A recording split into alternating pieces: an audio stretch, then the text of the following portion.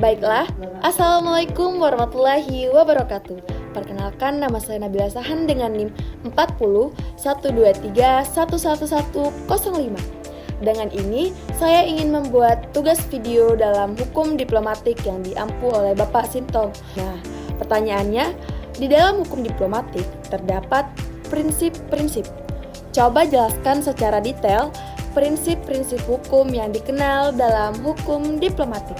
Sebelum kita lanjut ke prinsip-prinsip hukum diplomatik, kita harus tahu apa sih hukum diplomatik tersebut. Hukum diplomatik adalah suatu cabang hukum internasional yang mengatur tentang hubungan diplomatik antara negara satu dengan negara. Baiklah, dalam hukum diplomatik memiliki beberapa prinsip kunci seperti kekebalan diplomatik dan keistimewaan diplomatik untuk memastikan misi diplomatik dapat menjalankan tugasnya dengan aman dan efektif, serta prinsip non-intervensi yang menekankan pada kedaulatan negara yang menjadi dasar pemahaman dan kepatuhan terhadap hukum internasional dalam hubungan antar negara. Prinsip-prinsip ini diatur dalam berbagai instrumen hukum, termasuk Konvensi Wina 1961, dan sangat penting untuk menjaga hubungan internasional yang stabil. Ini adalah penjelasan lebih rinci mengenai prinsip-prinsip hukum diplomatik. Nah, yang pertama, kekebalan diplomatik dan keistimewaan diplomatik. Definisi dari itu yaitu adalah asas hukum internasional yang memberikan kekebalan kepada diplomat dari yurisdiksi pengadilan dan otoritas negara penerima, baik dalam kegiatan resmi maupun sebagian kegiatan besar pribadinya, yang didasarkan dari teori eksterritorialitas, yaitu diplomat dianggap seolah-olah tidak meninggalkan negaranya sendiri, meskipun berada di negara lain.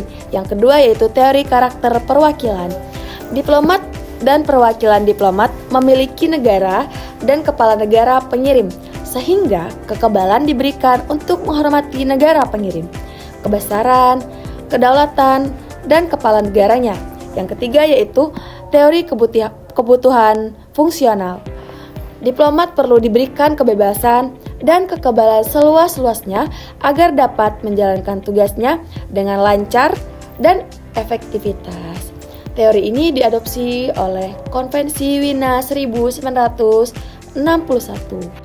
Nah, kita masuk yang kedua yaitu kewajiban menghormati hukum negara penerima.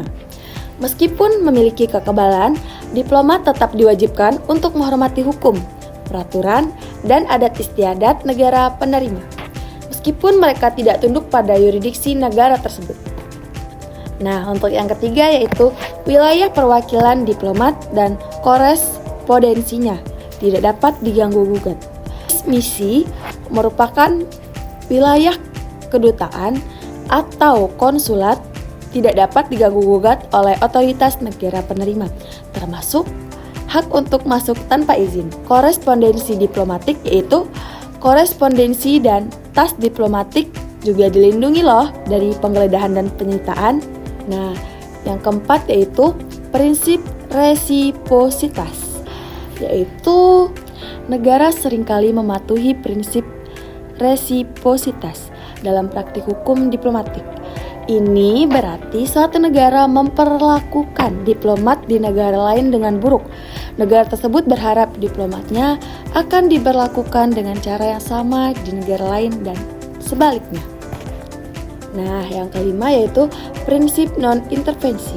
Setiap negara memiliki hak untuk mengatur urusan dalam wilayahnya tanpa campur tangan negara lain. Yang sangat relevan dalam hukum diplomat yaitu untuk menjaga stabilitas internasional. Nah, untuk yang keenam yaitu tugas duta besar. Tugas duta besar adalah tugas utama perwakilan diplomatik yang mewakili negara di negara penerimanya, yaitu melakukan negosiasi, memberikan laporan tentang situasi negara penerima, dan melindungi warga negaranya sendiri. Nah, yang ketujuh yaitu prinsip kesepakatan bersama.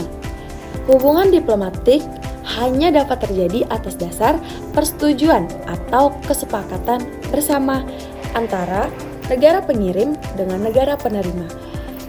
Hal ini menegaskan bahwa suatu negara tidak dapat memaksakan hubungan diplomat tanpa persetujuan negara satu sama lain. Prinsip ini juga tercantum dalam pasal 2 Konvensi Wina 1961 tentang hubungan diplomatik. Kedelapan yaitu prinsip persona non grata, yang berarti negara penerima memiliki hak untuk menolak atau menerima atau penarikan diplomat yang dianggap tidak diinginkan tanpa harus memberikan alasan atau kenapa. Ini merupakan sebagai alat kontrol negara penerima untuk menjaga keamanan dan hubungan diplomatik. Dari penjelasan saya tersebut, dapat saya simpulkan beberapa kesimpulan. Yang pertama yaitu prinsip kedaulatan, yang berarti setiap negara memiliki kedaulatan yang sama dan tidak dapat diatur oleh negara lain. Kedua, yaitu prinsip kesetaraan. Semua negara memiliki hak dan kewajiban yang sama dalam hubungan diplomatik. Yang ketiga, yaitu prinsip tidak campur tangan, yang berarti negara-negara tidak boleh campur tangan dalam urusan internal negara lain. Yang keempat, yaitu prinsip kekebalan diplomatik. Diplomat dan pejabat diplomatik memiliki kekebalan dari yurisdiksi negara penerima.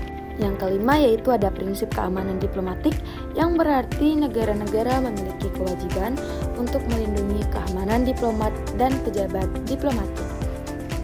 Nah, yang keenam ada prinsip fungsi diplomatik, yang berarti diplomat dan fungsi diplomatik memiliki fungsi untuk mewakili negara mereka dan mempromosikan kepentingan nasional. Yang ketujuh yaitu ada prinsip komunikasi diplomatik, yang berarti negara-negara wajib memiliki atau mempunyai kewajiban untuk berkomunikasi secara efektif, transparan dalam hubungan diplomatik. Dan yang kedelapan yaitu prinsip etikat baik. Negara-negara, yang berarti negara-negara memiliki kewajiban untuk bertindak dengan etikat baik dan tidak melakukan tindakan yang dapat merugikan negara. Nah, di prinsip kekebalan diplomatik yang keempat tadi, yang berarti kekebalan diplomatik sendiri itu adalah suatu prinsip yang memberikan kekebalan kepada diplomat dan pejabat diplomatik dari yurisdiksi negara penerima. Kekebalan ini bisa meliputi kekebalan dari penuntutan, kekebalan dari penangkapan, dan kekebalan dari penggeledahan. Baiklah, sekian video dari saya. Mohon maaf bila ada salah dan kurang-kurangnya. Saya ucapkan terima kasih dan sampai jumpa di tugas video selanjutnya. Bye.